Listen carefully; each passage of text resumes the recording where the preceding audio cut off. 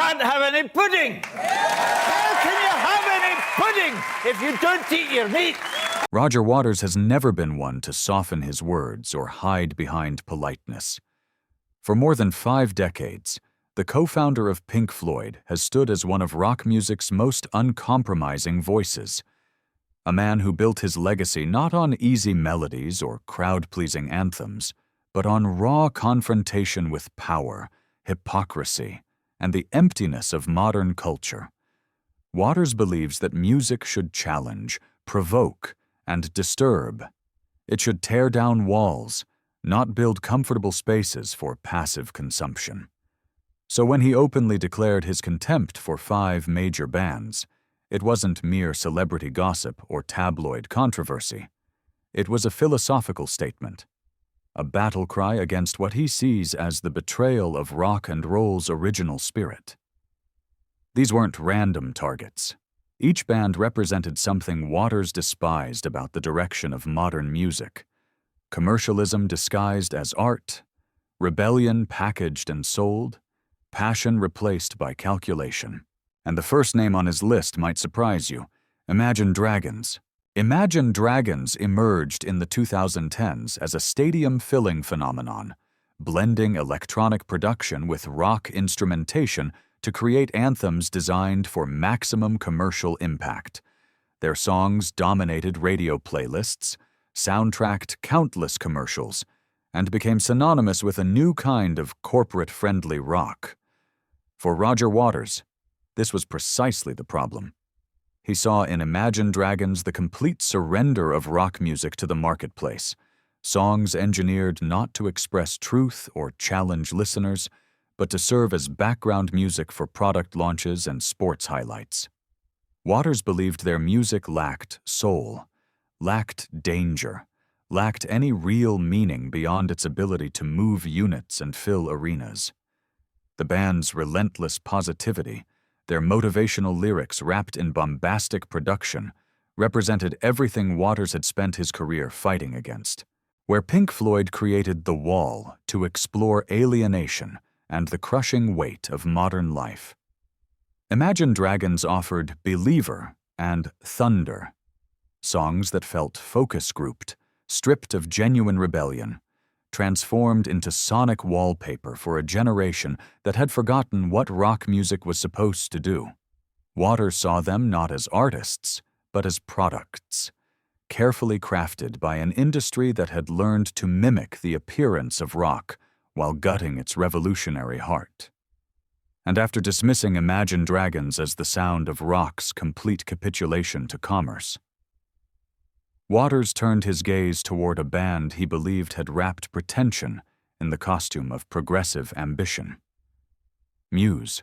Muse arrived with grand ambitions and theatrical flourishes, positioning themselves as the inheritors of progressive rock's experimental spirit. Their music surged with classical influences, science fiction themes, and multi-movement compositions that seemed to reach for something epic and profound. Yet Roger Waters heard something hollow beneath all that bombast. He perceived Muse as a band that had mistaken volume for depth, that confused complexity with genuine artistic vision. Their songs exploded with drama and intensity, but Waters questioned whether there was any authentic emotion or meaningful statement underneath all those soaring guitar lines and orchestral arrangements. He saw them as performers who had studied the architecture of great rock opera without understanding its foundation, the raw human truth that gave those grand gestures their power. Where Pink Floyd's conceptual albums emerged from genuine artistic necessity and personal anguish, Waters believed Muse's theatrical productions felt manufactured, constructed to impress rather than to communicate something essential about the human condition. Their political themes struck him as superficial, their rebellion carefully staged for audiences who wanted the appearance of edginess without its uncomfortable reality. The band offered spectacle where Waters demanded substance. And in that gap lay everything he found frustrating about modern rock's relationship with ambition. And after criticizing Muse's theatrical excess, Waters turned his attention to a band he believed represented the ultimate triumph of safe, sanitized emotionality over genuine artistic risk: Coldplay. Coldplay became one of the most successful bands of the 21st century by perfecting a formula of gentle melancholy and uplifting resolution. Their music offered comfort, emotional release without real pain, sadness that always resolved into hope by the final chorus. Chris Martin's soaring vocals and the band's shimmering production created soundscapes that millions found beautiful and moving. But Roger Waters saw something insidious in that beauty: the complete domestication of rock music's dangerous soul. He believed Coldplay had taken the template of emotional honesty pioneered by bands like Pink Floyd and stripped away everything challenging, everything uncomfortable, everything that demanded listeners confront difficult truths about themselves and their world. What remained was music designed to make audiences feel something without actually changing anything, to provide the sensation of depth without its substance. Waters saw Coldplay as the soundtrack to complacency, music that allowed listeners to feel sensitive and thoughtful while never questioning the systems and structures that shaped their lives. Their massive success at awards, shows, and their partnerships with corporate sponsors only confirmed his suspicions. Here was a band that had learned to monetize vulnerability itself, to package soul-searching as a consumer product. Where Waters had used music to rage against injustice and human suffering, Coldplay offered gentle reflection that never quite committed to action or transformation. And having condemned Coldplay's comfortable emotionality, Waters set his sights on a more painful target, a band that once embodied everything rock and roll promised but had, in his view, betrayed that legacy completely: the Rolling Stones. The Rolling Stones once stood as the most dangerous band in the world: raw, sexual, rebellious, and genuinely threatening to the established order. In their early years, they channeled blues authenticity and rock and roll's primitive power into something that felt vital and real. But Roger Waters watched as decades transformed them from revolutionaries into a touring corporation, a heritage brand that sold nostalgia instead of creating art. By the time Waters expressed his contempt, the Stones had become exactly what they once stood against: wealthy elder statesmen playing the greatest hits for wealthy audiences. Their rebellion reduced to a marketable image, their danger carefully managed by teams of publicists and corporate sponsors. Waters saw their endless farewell tours as a kind of artistic death, the spectacle of legends going through the motions, performing songs that once meant something in contexts that had drained them of all meaning. The band that sang "Street Fighting Man" now performed at private corporate events and accepted sponsorships from beer companies and tech giants. Waters believed this represented rock music's ultimate surrender. Not even the pretense of authenticity remained, just the profitable exploitation of past glories. The Stones had become a museum exhibit, a carefully preserved artifact of rebellion that posed no threat to anyone.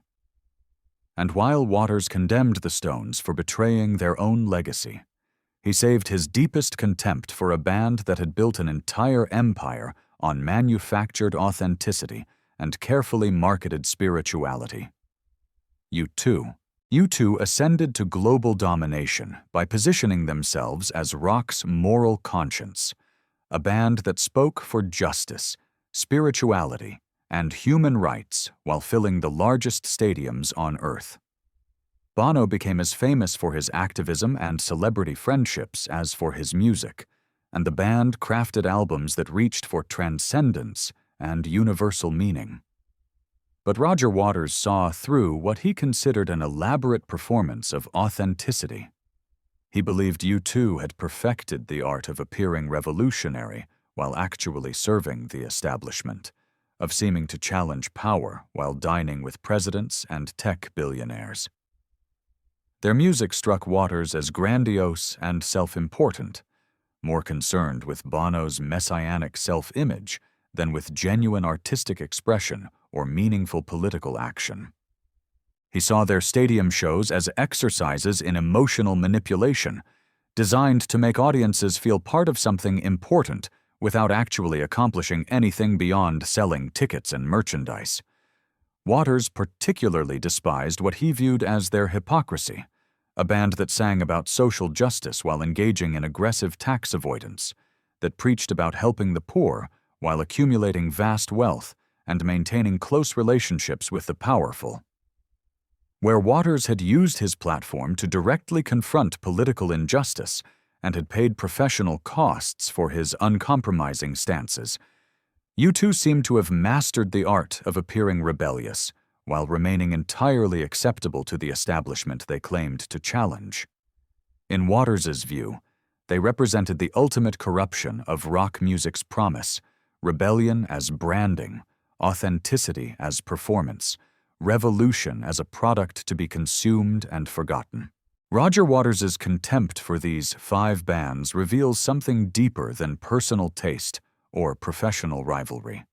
It exposes a fundamental philosophy about what music should be and what artists owe their audiences.